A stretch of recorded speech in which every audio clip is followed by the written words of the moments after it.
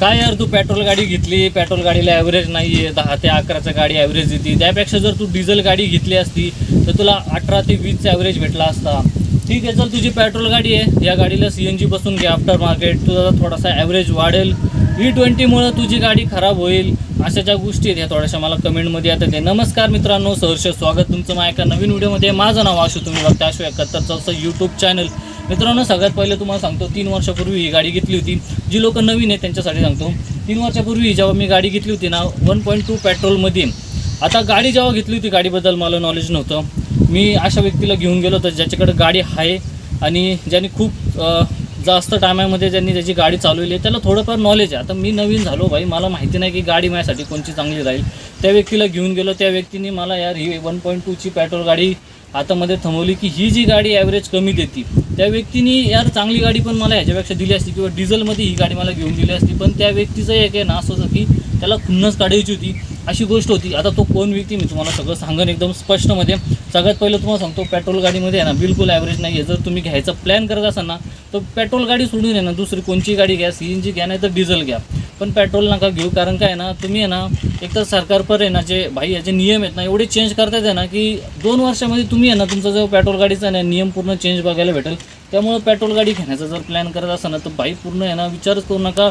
भले तुम्ही म्हणसान की 15 वर्ष मी ही गाडी चालवल, ॲव्हरेज देत नाही आहे, त्यानंतर सरकार अजून E20 आणते, त्यामुळे यार ह्या गाडीचा विचार नका करू. आता मला काही लोकांनी सांगितलं आहे ना, तुझी जी पेट्रोल गाडी आहे ना ह्याच्यामध्ये CNG बसून घे आफ्टर मार्केट, तुझा जो ॲव्हरेज आहे ना हा वाढेल. जर मित्रांनो मला CNGच गाडी घ्यायची होती आधीपासून तर मी का गेलो असतो या गाडीकडे किंवा या कंपनीकडे का गेलो असतो हुंडाईमध्ये. जर CNG गाडी घ्यायची असती मारुतीमध्ये गेलो असतो, मारुतीची एखादी CNG गाडी घेतली असती, 5-6 वर्ष नो टेन्शनमध्ये चालवली असती. माझं कसं होतं माहिती का, जर पेट्रोल पंपावरती जाईन ना तर एकदम म्हणजे नाही का लाईनीमध्ये थांबा, त्यानंतर 1-1.5 तासाने तुमचा नंबर आहे ना मग CNG बसतो, तो हेडेक आहे ना मला नव्हता पाहिजे. पेट्रोल पंपावरती जावं, आपलं पेट्रोल डिझेल आहे ते टाकून आपलं कामाला जे आपलं आहे ते करायला लागा. तर 3 वर्ष मी या गाडीला ठेवली, पण बाहेरून मी आहे ना ह्याच्यामध्ये काही नाही केलं. तर यार CNG माझ्यासाठी खूप मोठी गोष्ट होती. भले या गाडीमध्ये बूट स्पेस खूप चांगला आहे, पण CNG यार बाहेरून मला आहे ना ह्या गाडीमध्ये यार थोडंसं रिस्क वाटतं. कारण का आपण ही जी गाडी आहे माझी फॅमिलीसाठी आहे, कुठं मी फॅमिलीला घेऊन जातो, कधी काय CNG लीक झाली काय झालं यार मी कंपनीकडे कसं जाणार. कंपनी म्हणून तुम्ही भाई हे गाडी पूर्ण आफ्टर मार्केट CNG बसवली आहे, गाडीची जी वॉरंटी आहे ही पण पूर्ण म्हणजे एकदम जाण्यात जमा आहे. त्यानंतर जर समजा ही गाडी मी सर्व्हिसिंगला जरी गेलो तरी कंपनी जी होंडा कंपनी आहे थोडीशी प्रॉब्लेम देणार की तुम्ही सर बाहेरून CNG बसवली आहे, थोडीशी गाडीला हे प्रॉब्लेम आले ते प्रॉब्लेम आलेत. त्यानंतर होंड्याचे पार्ट पण तुम्हाला माहिती आहेत खूप महाग आहे. त्यामुळे यार मला असं आहे ना एक रिस्की वाटते CNGमध्ये. त्यानंतर एकतर भाई मी ह्या गाडीसोबत एक करेल, ह्या गाडीला आहे ना एकतर विकून तरी टाकेन, नाहीतर ह्या गाडीला मी 15 वर्ष तरी चालवेन, एकतर 12-13च्या ॲव्हरेजमध्ये. कारण का CNG यार मला ह्याच्यामध्ये आहे ना रिक्सी वाटते यार, एकदम रिक्सी स्वतः वाटतो. त्यामुळे मी तर CNG या गाडीमध्ये बसवणार नाही आहे. पण भाई दुसरा जो टेन्शन आहे हा आहे या गाडीमध्ये E20चं. सरकारने E20 आणलं आहे. E20 ज्यांना माहिती नसेल त्यांनी माझी व्हिडिओ जाऊन बघा. E20 म्हणजे इथेनॉल. ही गाडी कंपनीने बनवलीच नाही की बाबा फ्युचरमध्ये जाऊन या गाडीमध्ये इथेनॉल टाकलं जाईल, कंपनीला माहितीच नाही यार. पण ही जी गोष्ट आहे सरकारने थोडंसं आहे ना समजलं पाहिजे. बाई आम्ही जी गाडी घेतली 15 वर्ष वापरण्यासाठी घेतली, असं नाही की 1-2 वर्षात गाडी आम्हाला विकायची, 15 वर्ष वापरण्यासाठी घेतली. त्यामुळे इथेनॉल एक माझ्यासाठी आहे ना मोठा हेडेक येऊन बसला आहे. कारण का यार इथेनॉलमुळे या गाड्यांमध्ये खूप मेंटेनन्स येणार आहे, ती गोष्ट तर आहे. आता आहे ना ही जी सगळ्यात या सगळ्याचं कारण एक व्यक्ती आहे. तो व्यक्तीचं मी तुम्हाला आहे ना सांगतो की कसा तो व्यक्ती आहे तो तुम्हाला सांगतो. जेव्हा मी ही गाडी घ्यायला गेलो होतो त्या व्यक्तीने एक खुन्नस काढली माझ्यासोबत, ती तुम्हाला मी सांगतो कशी काढली.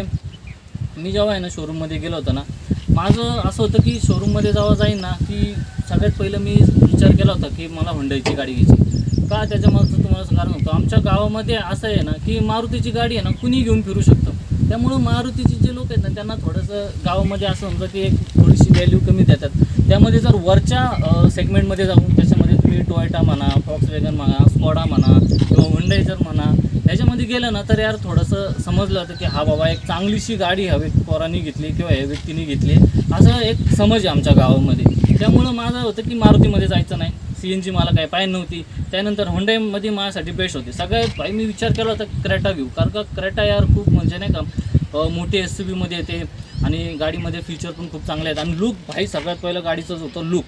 क्रेटा घ्यायचा माझा प्लॅन होता. माझा जो बजेट होता ना तुम्हाला सगळ्यात सांगतो की माझा जो बजेट होता हा 10 लाखामध्ये होता.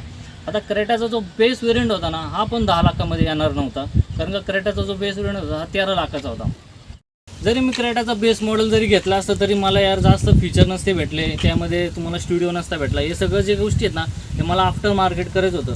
पण यार आफ्टर मार्केटमध्ये मला जायचं नव्हतं, कारण का जे कंपनीचं भाई जी क्वालिटी आहे ना ती बाहेरून तुम्हाला बघायला नाही भेटत. त्यामुळं मग मी विचार केला की यार चला त्या सेगमेंटमध्ये त्यांची छोटी SUVमध्ये वेन्यू येते, वेन्यू घेऊ. गाडी प्रीमियम आहे आणि वेन्यूचं जेव्हा मी इंटेरियर बघितलं ना यार तेव्हाच मला ही गाडी आहे ना अशी वाटली की घ्यावी. त्यानंतर एक समोरून तुम्ही गाडीचा लुक बघू शकता एवढ्या चांगल्या प्रकारे. त्यामुळे मला असं वाटलं की चला यार वेन्यू आपल्यासाठी एकदम बेस्ट डील राहील. तेव्हा आम्ही वेन्यू घ्यायला गेलो तेव्हा आपण नाही का एखाद्या व्यक्तीला घेऊन जातो आपल्यासोबत की ज्याला गाडीचं थोडंफार नॉलेज असेल, ज्यांनी गाडी खूप जास्त टायमापर्यंत चालवली असेल त्या व्यक्तीला घेऊन जातो. मी अशाच एका माझ्या जवळच्या व्यक्तीला घेऊन गेलो होतो की बाबा तू मला एखादी चांगली गाडी दे ह्याच्यामधली सजेस्ट करून. माझा तर प्लॅन होता वेन्यू घ्यायचा.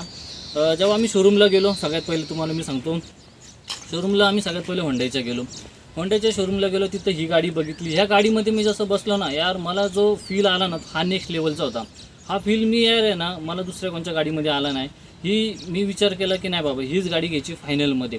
आता माझ्यासोबत ज्या व्यक्तीला मी घेऊन आलो होतो मला माहिती नाही भाई त्या व्यक्तीच्या मनात खोट होती की मी ही जी गाडी घेतो ही त्याच्या गाडीपेक्षा वरची राहील.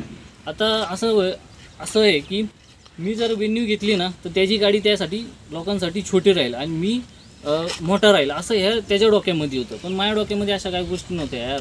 मी तर बाबा असं होतं की चल बाबा माझ्यासाठी एक चांगली आहे. माझं एवढं नाही की बाबा लोकांमध्ये हवा करायची आहे, पब्लिकमध्ये हवा करायची आहे. मी एक एवढी मोठी गाडी घेऊन आलो SUVमध्ये आणि काय किती मोठी आहे यार वेन्यू आहे एक मिड साईजमध्ये.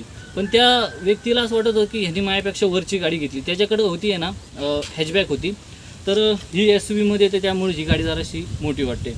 त्यानंतर तो व्यक्ती मला काय म्हणला की चल यार मारुतीमध्ये पण जरा जाऊन बघू आपण, मारुतीमध्ये काय आहे. तर मी म्हटलं नाही यार मला मारुतीची गाडी घ्यायची नाही तर जाण्याचं काही मतलबच नाही, तरी चल बघू यार बघण्यासाठी काय. तर म्हटलं यार चला ठीक आहे चल बघून तर येऊ बघण्यासाठी काय.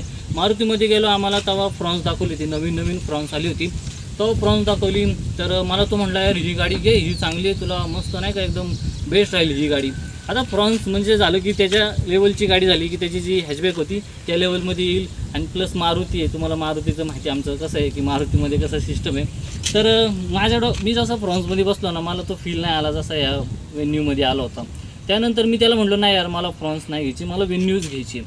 ठीक आहे, आम्ही परत शोरूमला गेलो. आम्ही या गाडीचं सगळं कोटेशन काढलं.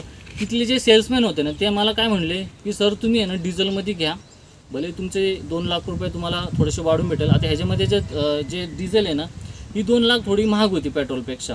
ही जी गाडी मी घेतली 10-20ची होती आणि डिझेल होती ही 12+ होती. त्यानंतर ते म्हणले की तुम्ही डिझेल घ्या, तुम्हाला पॉवर भेटेल आणि चांगलं ॲव्हरेज भेटेल.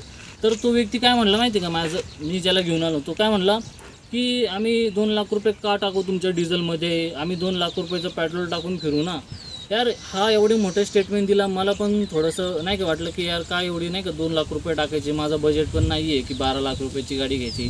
मला पेट्रोलमध्ये एकदम बेस्ट वाटते ही गाडी आणि मला माहिती पण होतं की पेट्रोल गाडी एवढ्या कमी ॲव्हरेज देईल. तर त्या व्यक्तीने जे म्हणलं ना की आम्ही 2 लाखाचा का बाई डिझेल गाडी घेऊ, आम्ही पेट्रोलच घेऊ, आम्ही पेट्रोलमध्ये 2 लाख रुपयाचं पेट्रोल टाकून पेट्रोल चालवेल. यार मला पण हे थोडंसं बरं वाटलं. आणि समोरचे जे सेल्समॅन होते ना हे पण म्हणत होते चाल यार कस्टमरला जर पेट्रोल गाडी पाहिजे तर आम्ही कशाला फोर्स करू की बाबा तुम्ही डिझेलच गाडी घ्या. पण कस्टमरला जर पाहिजे पेट्रोल तर त्यांना पण माहिती पण विकायलाच बसले, त्यामुळे त्यांनी पेट्रोल गाडी दिली. आणि त्याच्या बोलण्यावरती मी विश्वास का ठेवला तुम्हाला सांगू का, कारण का तो व्यक्ती माझ्यापेक्षा मोठा होता, त्याचं जे नातं होतं ते माझ्यापेक्षा मोठं होतं ना, त्यामुळं मी थोडासा त्याच्यावरती विश्वास ठेवला की चला बाबा ह्या व्यक्तीला गाडीबद्दल माहिती आहे तर आपण ह्या व्यक्तीला घेऊन जाऊ, हा आपल्याला चांगली गाडी देईल. त्यामुळे मी त्या व्यक्तीला घेऊन गेलो होतो. ही जी गाडी आहे मी घेतली, मस्त डिलिव्हरी घेतली या गाडीची. त्यानंतर नागपंचमीला ही गाडी घेतली होती मी 2023मध्ये. तर मस्त घेतली.